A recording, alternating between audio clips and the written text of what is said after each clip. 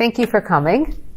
And I'm excited about tonight. What I'm going to do is I'm going to try to bring Alfred North Whitehead and his philosophy to life. So we're not going to get a graduate thesis on the particulars of his philosophy, but what I intend to do is give an understanding of who he is as a person, why he's so unusual, and why we're more influenced by him than we might know. Now, many people have not read Whitehead, but we are, most of us are more affected by his ideas and his way of approaching the universe than we would imagine. A lot of what I'm going to be referencing are these two books, but mostly this book, which it's a record of dialogues that were conducted at his house at Harvard between 1934 and 1947. And there was a journalist who became close friends with Evelyn and Whitehead. And so I was just saying that we're going to be speaking about Whitehead, and what I intend to do is really open up an understanding of who he is and why he's so significant. Now, this series is supposed to be a series on mystics. Now, Whitehead is known as a mathematician and a philosopher, which is, mathematicians and philosophers are not generally thought of as mystics. Whitehead, in my opinion, really is a mystic. He has a sense of the unknowable nature of the universe, an unknowable nature of what he referred to as God. He comes from a Christian background. His father was a pastor. So he had that sensitivity.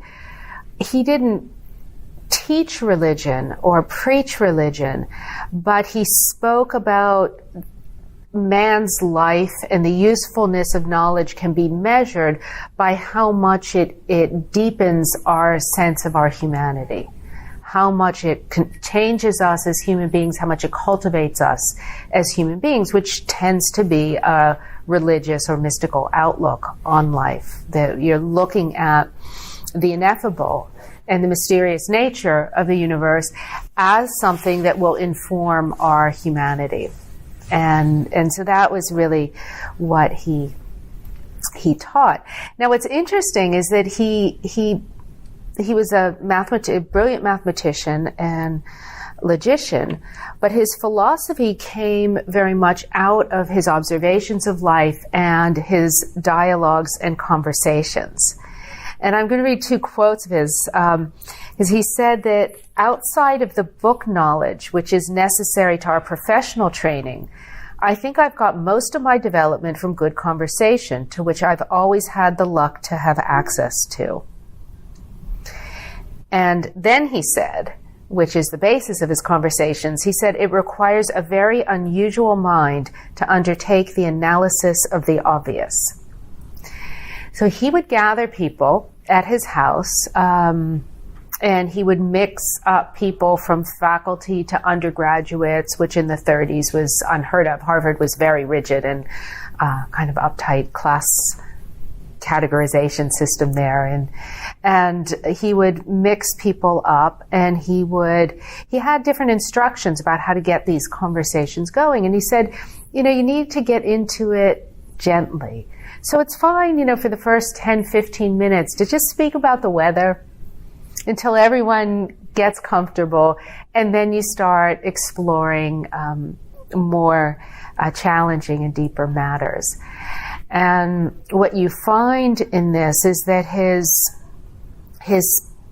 he was very open. He was one of the best read and most knowledgeable Americans of the time, when he was originally English, and really I think one of the greatest minds of the times period. But he wasn't one that held his knowledge over everyone he was with, and he would have conversations with the carriage master and with the different people who would come and go through his house, the journeymen and the students and the faculty. I mean, he really was interested. It's not that he didn't differentiate. He did differentiate, but he had this openness of interest. So he took in views from all these different people, and that helped him approach and see reality in different ways. And that's part of how he related to a philosophical outlook on life, was that one needed to be very open and needed to value different perspectives on reality, rather than trying to come up with a dogmatic assertion of what the nature of truth is.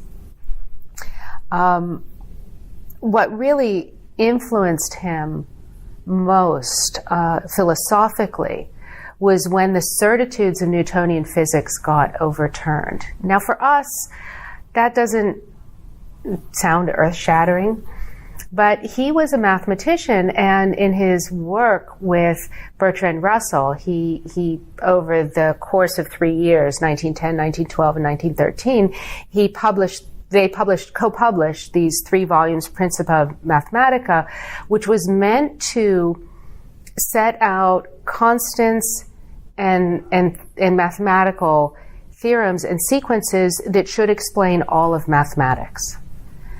Now, by the time they came to the end of that, he realized that was impossible, and you started to see the constants being overturned by quantum understanding.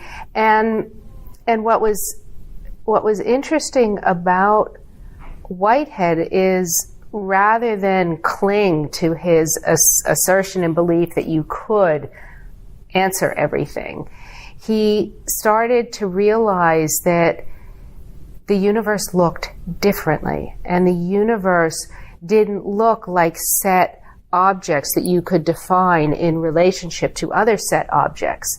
He started to look at the universe in terms of movement and flow and process and relatedness. So before you said, okay, if you could just understand well enough, you could actually map how everything related.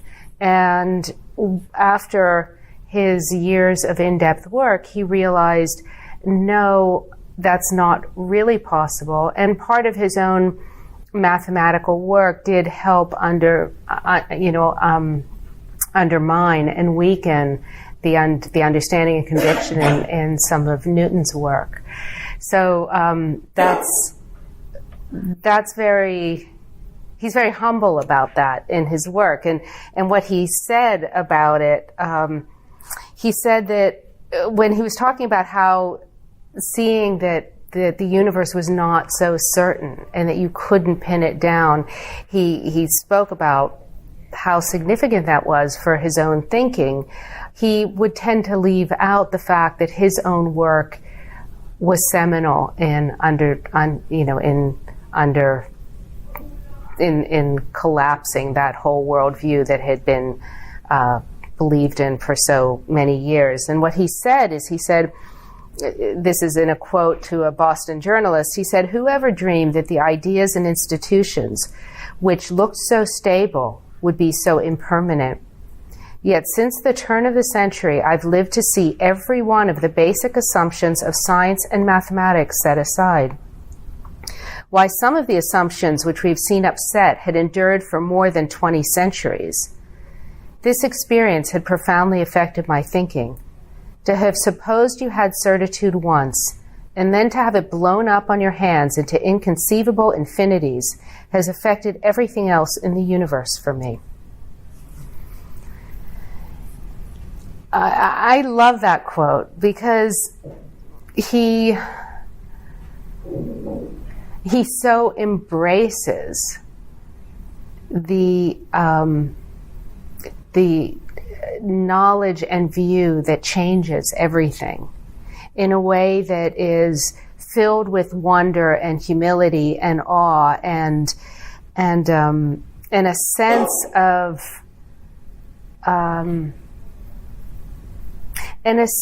that as far as we can go, and as cultivated as our minds are, whatever conclusions we come to now could be overturned again. And he's able to embrace that as a scholar, as an academic, and as an individual whose word and opinion a lot rests on. He was able to embrace that in a way that gives him stature. He's not weak from it, but he is able to embrace that in a very profound way.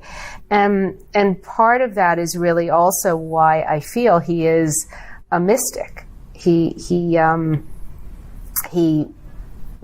bases his view on a sense of greater truths and a sense of a larger order of things that is a call of a mystic, because he can't know and contain and hold in his hand exactly what the world looks like and where we're going to go with it. And he talks a lot about that, and what he says is he's very learned. He studied. He read Greek he read all the classic philosophers in Greek as a child. I mean, he read, his apartment was filled with bookcase. His bookcase was actually so full that he had his books lined though the shelves were long, so he had them lined too deep because the apartment couldn't fit everything. So he built long, deeper bookshelves so he could have 2 rows, and he had read everything in there. And he was always giving away books to libraries and whole collections to libraries, so he really knew an extraordinary amount. But when he talks about and advises his students on what's most important, he said, what's wanted is an immense feeling for things, not this mind that acquires facts, but he encouraged his students to feel into things. And he said an enormous part of our mature experience cannot be expressed in words. We need to sort of open ourselves to something beyond what we can even articulate. And for someone as erudite as him to be emphasizing a knowingness that is greater than our intellectual capacities is a very interesting juxtaposition, because if he weren't so learned and if he weren't so bright, then you could say that he's dismissing knowledge, which he's not at all. But he uses knowledge in service of a greater sense of connectivity with the mystery of life, rather than to explain it all and reduce it. So that's I find it very endearing and inspiring, because there are few people who can accomplish so much and be as gracious and humble about it. He said, this is a beautiful quote about his, which really is a real classic of his more mystical side. He said, "Religion is the vision of something which stands beyond, behind, and within the passing flux of immediate things. Something which is real, and yet waiting to be realized. Something which is a remote possibility, and yet the greatest of present facts. Something that gives meaning to all that passes, and yet eludes apprehension. Something whose possession is the final good, and yet is beyond all reach. Something which is the ultimate ideal and the hopeless quest." So, he, of course, lived in times, before the spiritually independent, the spiritual but not religious. There was more secularization in the 30s and 40s, but mostly people at that time identified with some type of church denomination. There's a smaller sects of non-Christians, but in England and in Cambridge, Massachusetts, it was basically a Christian environment, and most people identified with church. But the religion that he spoke to and from was this much more open sense of the religiosity of life. His part part of what made him who he was also the fact that the time that he lived in, he really spanned a tremendous amount of change. Probably the biggest change for us in our time is sort of World War II to the internet, and you can see those two things. But he was born in 1861. So you think about that, that's Civil War times in America. He was in England, but that's Civil War. That was a long time ago. And it was really the late Victorian age in England. And then he lived through World War I in London. He was at Cambridge in England. And then the second period of his life was really during World War I, where he spent time in London, and at that time he was a manager, and everyone was very surprised that he could go from this very esoteric mathematical work that he was doing with Russell to go and assume this managerial post at a university in London. He did very well. He was eminently practical, which was also a big surprise for people. And then the third part of his life was when he was 63, Harvard invited him to come live in Cambridge, Massachusetts and teach philosophy. And he had, as I mentioned earlier, he had never been in a philosophy class in his life. The first philosophy class he was ever in, he taught.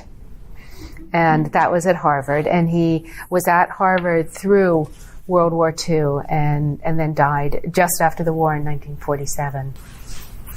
When he was young, his father was a pastor, and they weren't well off, but his family life was very happy. It was a warm family. He was well educated, but the emphasis was on morals and ethics and being a good person rather than just book knowledge.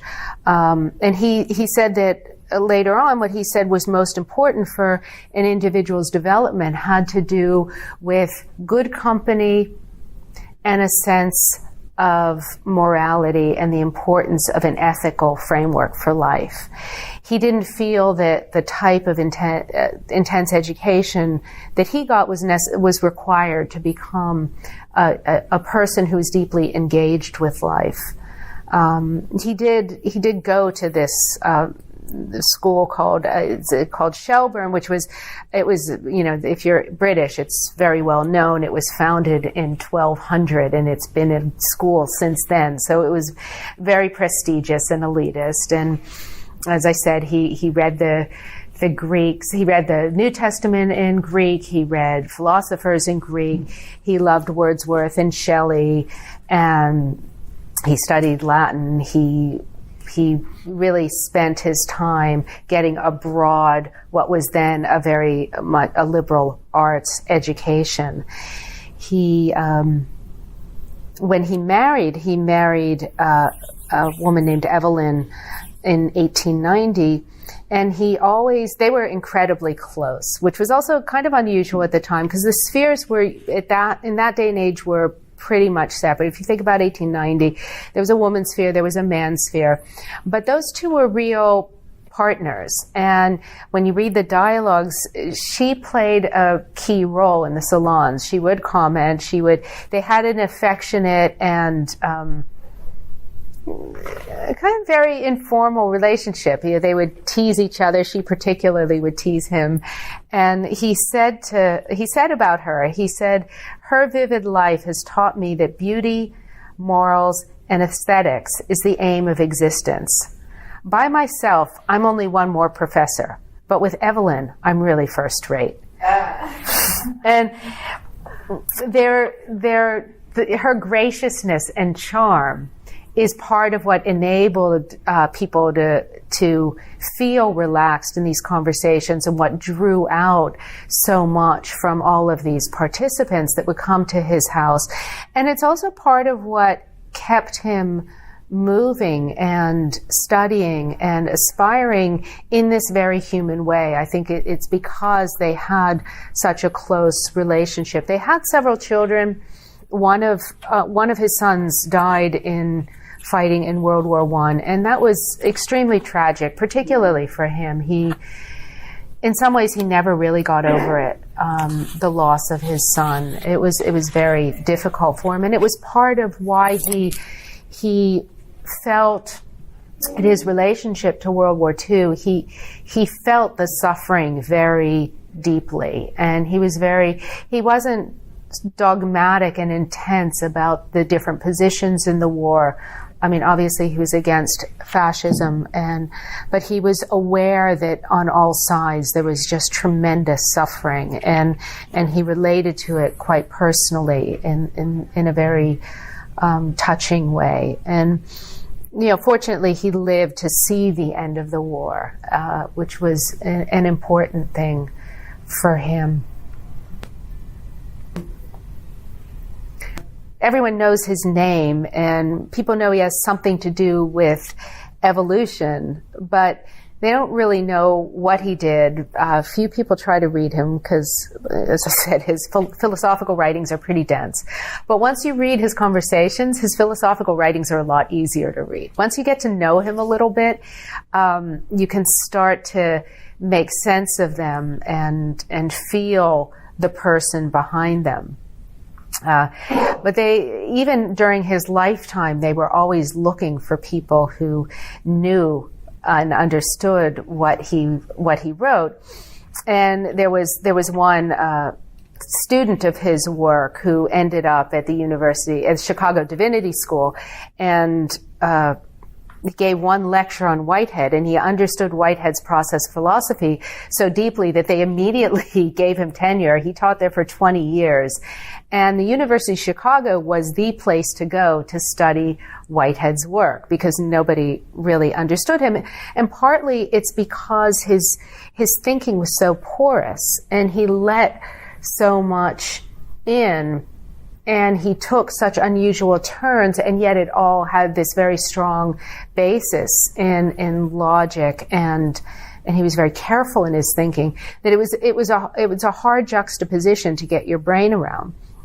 But this fellow who ended up at the Chicago Divinity School said, not many people will read Whitehead's recent book in this generation. This was in 1927, and he was writing about process and reality. It was 1929. He was writing a review of Process and Reality, which is one of Whitehead's famous books. And he said, not many people will read Whitehead's recent book in this generation. Not many will read it in any generation. But its influence will radiate through concentric circles of popularization until the common man will think and work in the light of it, not knowing whence the light came. After a few decades of discussion and analysis, one will be able to understand it more readily than can be done now. Which I think was prescient, because Process and Reality describes, Whitehead is really credited with founding process philosophy, and that is where he lays out his understanding and view of the world, that the world is in movement, and that the more true perspective on reality is to see a movement of experience and relationship rather than static pieces, and try to define those pieces. He said everything is in motion in relationship to everything else. And as you start to understand that, you realize that there are not only different juxtapositions of things. It's not just you're looking at two things and you're going to look at it from that side or you're going to look at it from this side, but everything is moving in relationship. So if we look at the relatedness as the constant rather than the objects as the constant, we're going to have a different view of reality. And that he's credited with adding the term creativity to the dictionary, which I only learned recently, and that was very much a part of his work. He said that creativity is without a character of its own. It is the universal of universals. And he talked about creativity as this process or flow, and that he also said it's pure feeling or aliveness. And I think my understanding of this is, as he was trying to articulate what creativity is, what this sense of flow and novelty and emergence and recreation was, he was trying to feel into a way to describe his sense of God, his sense of something that is underlying everything, that is the substance of life, that is that essence or nectar that makes life what it is. And so, you know, he said it's pure feeling, it's curiosity, it's alertness, it's aliveness and ardor, but without shape.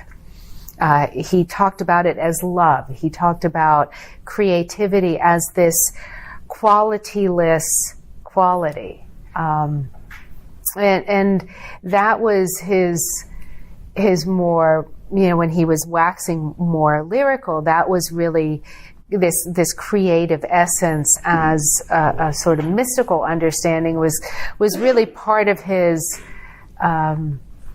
intimations of what God says. And this is the beautiful passage that he said, God is in the world or nowhere, creating continually in us and around us. This creative principle is everywhere, in animate and so-called inanimate matter, in the ether, water, earth, human hearts. But this creation is a continuing process, and the process is itself the actuality, since no sooner do you arrive than you start on a fresh journey. So there are a couple of things about that which I think are interesting to unpack, because, you know, what he says, that the process itself is the actuality, is the essence of his process philosophy. The process itself is the actuality, not the things in motion, not the car that's moving, but the movement itself.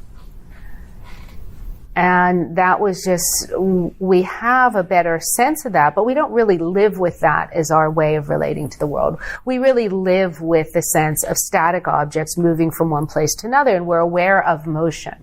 But we're not aware of motion as the actuality itself. We really think that we are the actuality and the motion is what we do.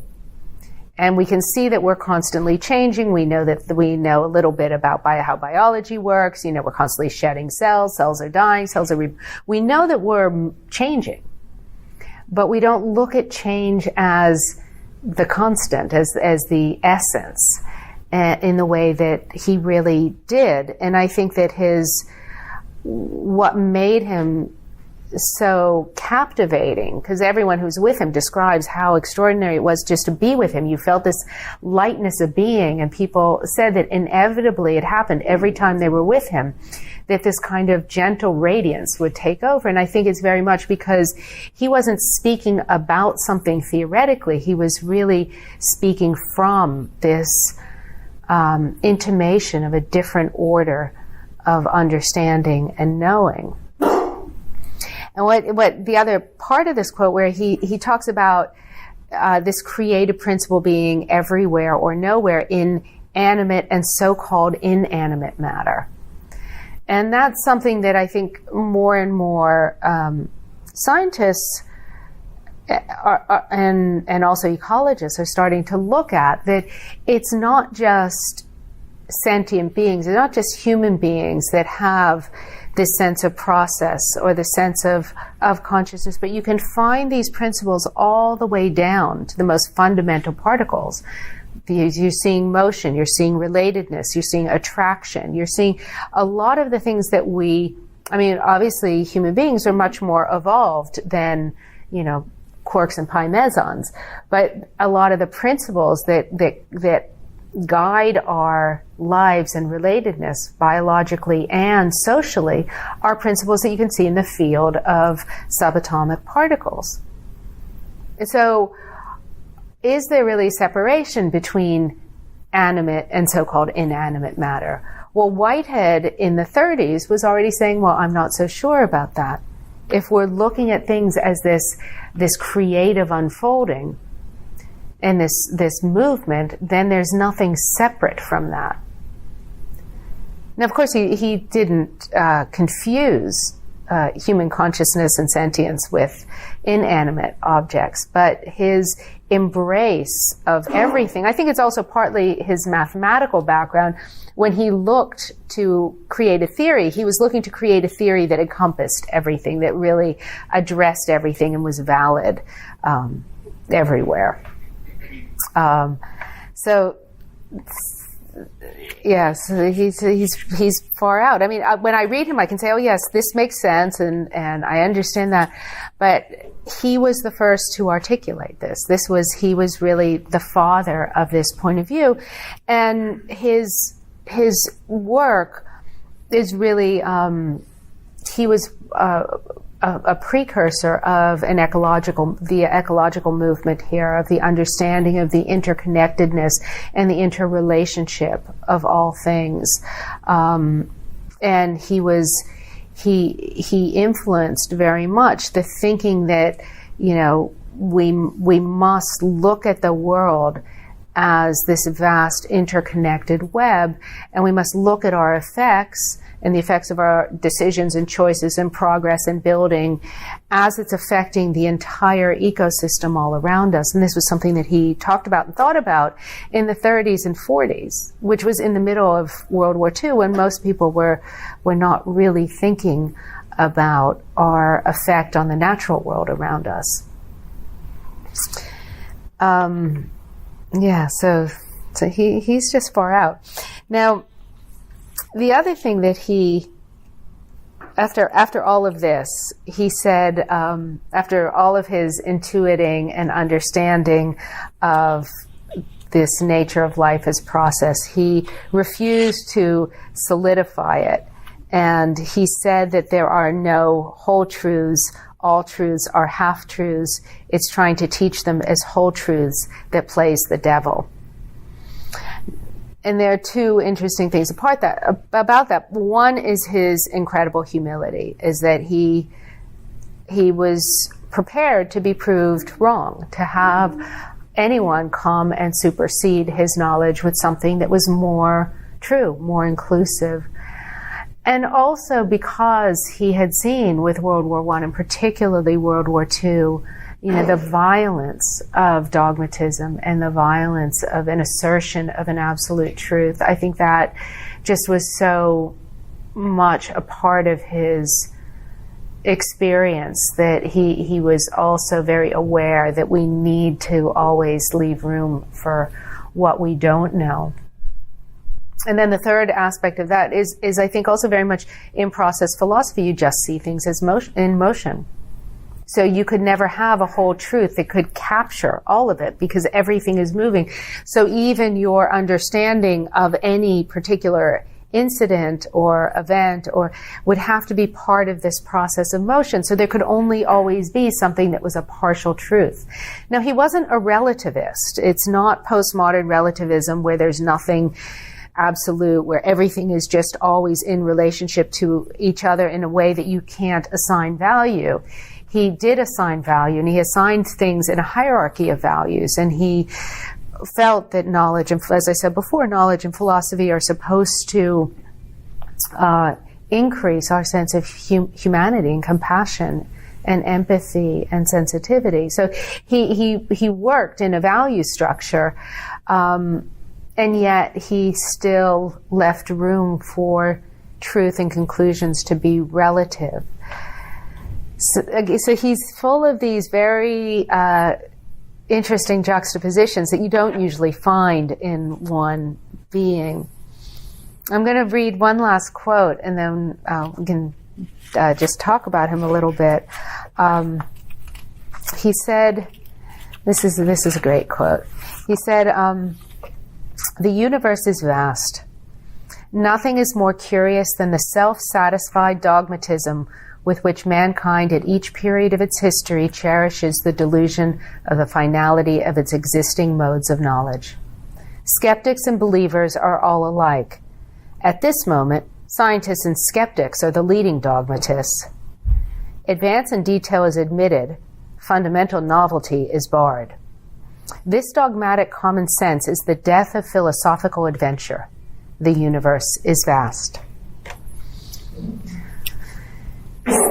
So that's him. He was certainly aware of the scientific materialism becoming incredibly dogmatic, which we've only seen more and more of in our day and age.